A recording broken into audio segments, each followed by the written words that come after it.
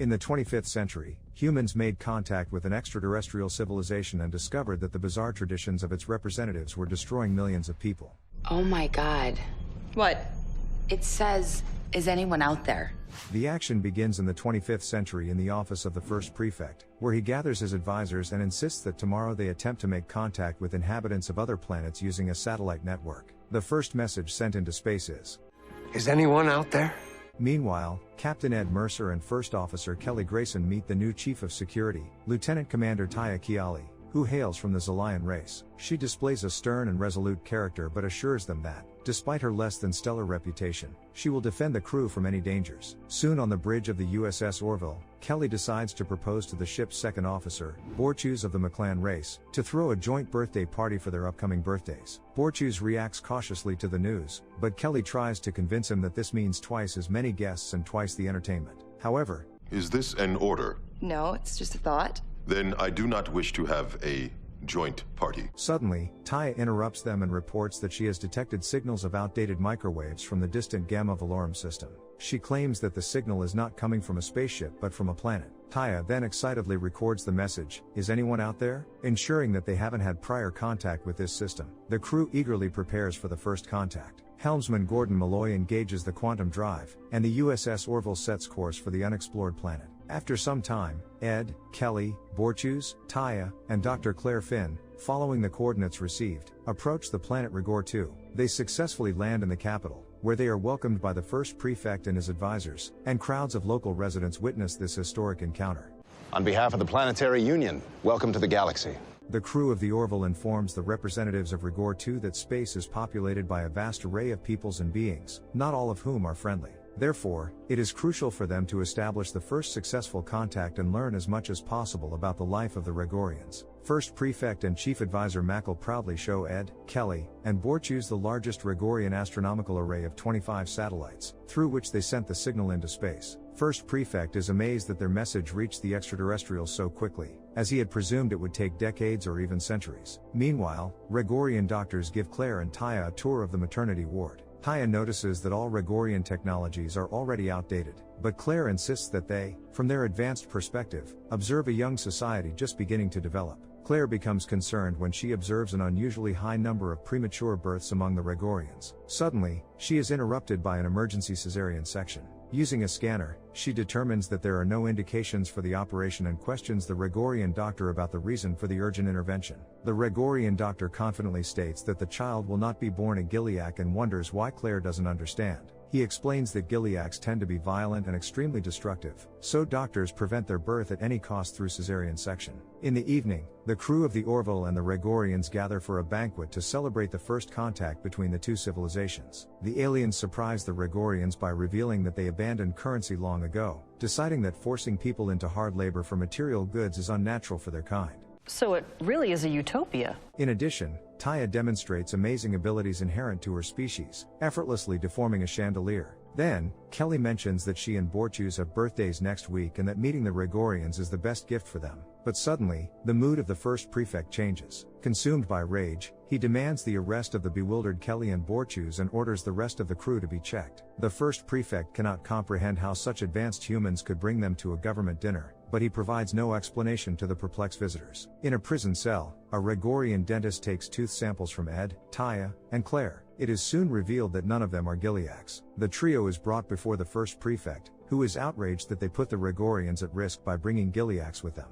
Finally, Claire realizes that Gileac is a zodiac sign and that astrology rules on this planet. That's why they perform cesarean sections, preventing children born under this sign. An angered first prefect declares that Kelly and Borchus will be sent to a prison camp for Gileacs, while Ed, Taya, and Claire are allowed to return to their ship. We don't want you here.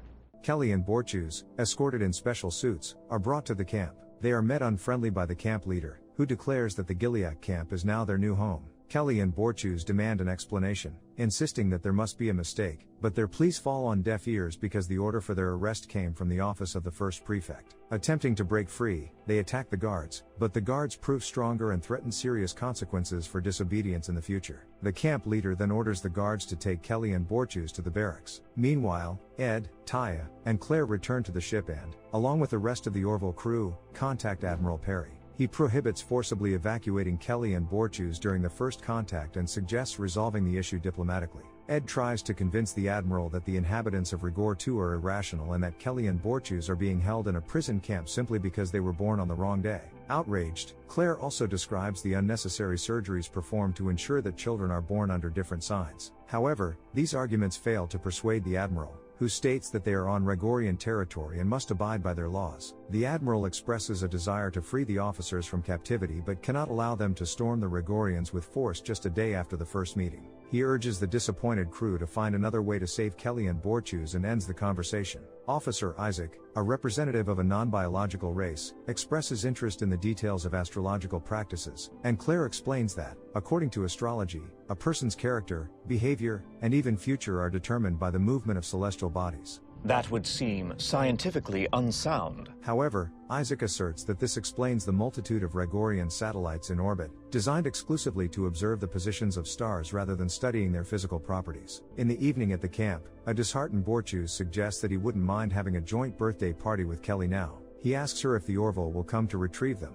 but Kelly confidently states that if Ed can't negotiate with the locals, it's the end for them because she understands that force won't be used in the first contact. Borchus recalls that on his home planet Meklis, there are also those who believe that fate is determined by the position of the stars on the day of birth. So, the colleagues conclude that they only yielded to the Rigorians due to the wrong zodiac sign. Meanwhile, in the prison cell, a prisoner tries to take food from a pregnant woman named Eugenia. Her husband, Rokal, stands up for her, but the aggressor ignores them. Borchus intervenes, using his intimidating presence to make the man return the ration and leave the couple alone. Kelly and Borchus inquire if there's any way to escape from the prison, but Eugenia and Rokal are convinced it's impossible, and no one has ever attempted it. It turns out that the Gileak Rigorians sincerely believe in their negative qualities and think that by being in the camp, they are protecting society. The stars don't lie.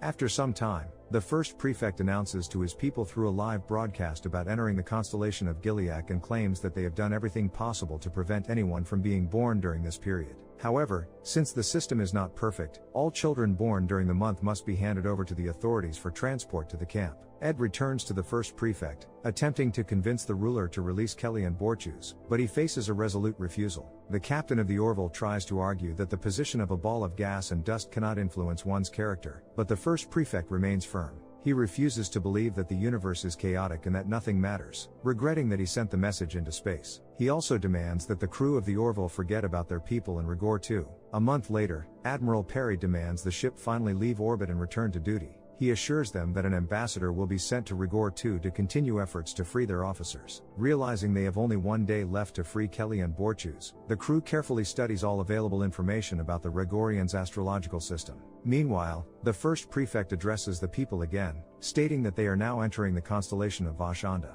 Rigorians hold children born during this time in high regard, as they are believed to grow up to be future leaders of the planet. In the camp during lunch, Borchus and Kelly notice that Eugenia is beginning to give birth. Kelly suggests calling the doctor, but the woman doesn't want the authorities to know about her child. So, Kelly takes charge and assists in the delivery of a little girl. On the Orville, Taya comes up with an idea. She asks Isaac to show her the Gileak constellation and determine if there are any black holes in it. Taya's assumption proves correct. It turns out that 3,122 years ago, a star in Gileak collapsed, and that's when the Rigor 2 astrological system was formed. The disappearance of a star in the night sky to a civilization that young would have been a terrifying omen.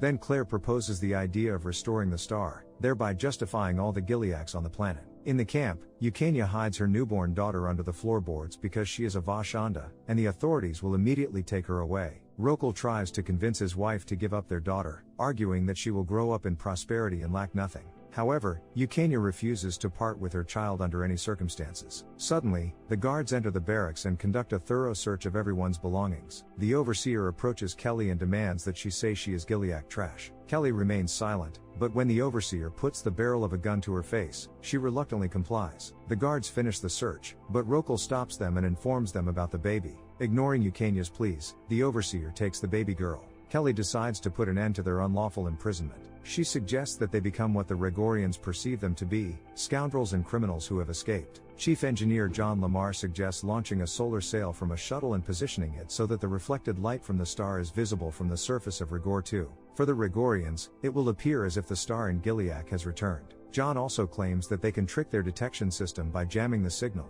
causing the scanners to confirm that the Rigorians are seeing the real star. How soon can it be deployed? Less than 12 hours. Do it.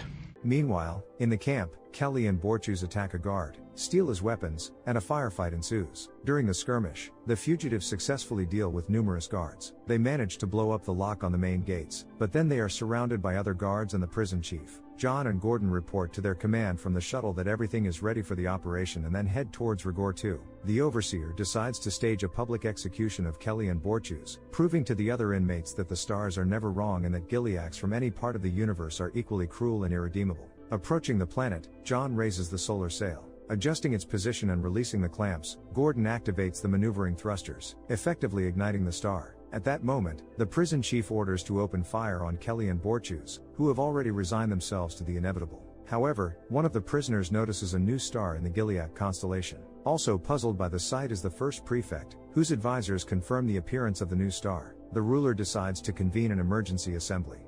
What does it mean? Change. Thanks to the resourcefulness of their colleagues, Kelly and Borchus successfully return to the Orville, where they belatedly celebrate their birthdays at a joint party. Ed tells Kelly that, according to diplomats, the last Gilead camps on Rigor 2 have been closed. She also mentions receiving a message from Eukania, who named her daughter Kelly. Then Taya approaches them and wonders what will happen when the Rigorians find out that the star is not real. Puzzled, Ed realizes that by deceiving an entire planet, they may not have acted entirely right from a moral standpoint. However, he believes that their lie is justified because it led to the liberation of a significant portion of Rigor 2's population. Kelly is confident that by the time the Rigorians uncover the deception, their technology will have advanced to the point where they won't care. Thanking Taya for the brilliant idea that saved many lives, the Orville crew continues to enjoy the celebration and rejoice in the successful outcome of their first contact with another civilization. What do you think awaits the Gileads on Rigor 2 when the authorities find out that the new star doesn't exist? Share your assumptions in the comments below, hit the like button and subscribe to the channel. See you in the next video.